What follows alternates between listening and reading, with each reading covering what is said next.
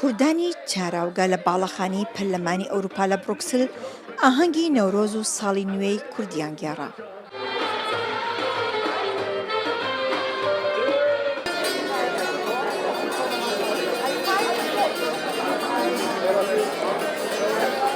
نوێنەرایەتی حکوومەت هەرێمی کوردستان لە یەکێتی ئەوروپا بە هاوکاری پەرلەمانتارانی کورد لە پەرلەمانی ئەوروپا ئەم ڕاستەپشنیان ساز کرد. وقالك هذالي واندام بارلمنتو يكيتي أوروبا جليفرن يا روجك قالك مين مجبوي كلتورة كردانة يعني أمنيشان دي كهيستوريا كردان شقا دريجة أدوين بركاس دي بارلمنتو ردبينين كرولا كردان شقا مهمة لروجالاتنا عبين دا جبوي عشتي جبوي آزادي جبوي ديمقراسي.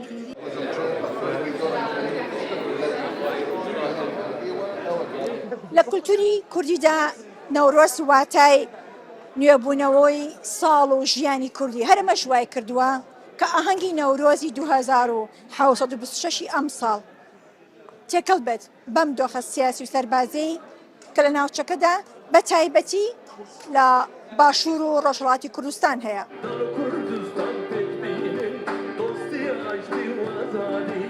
ژمارەیەک لە پەرلەمانتارانی یەکێتی ئەوروپا لە ڕێڕەسمەکەدا بەشدار بوون.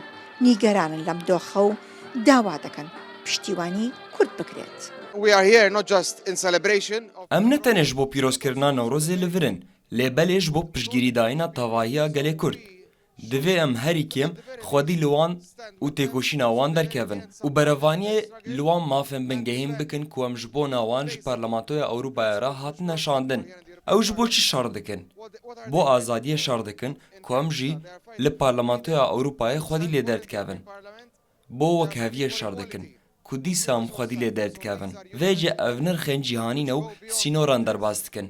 Em jî li Parlamentoya Ewropayê piştgiriya wan dikin û em ê berdewam bin di gihandina dengê wan de heta tên bihîstin. Heta em pêngavekê dibînin. Let us remain united and resilient, supporting each other. بەشداربووان لە پەرلەمانی یەکێتی ئەوروپا پەیامی سەرەکیان ئەوە بوو دژی جەنگن و بۆ ساڵی نوێ ئاشتی دەخوازن. ساڵی نوێش واتای هیوای باشترکردنی ئاشتی و ئارامی لە سەرانسەری ڕۆژهەڵاتی ناوڕاستدا. ئاڵاشاڵی ڕوودا و بروکسل.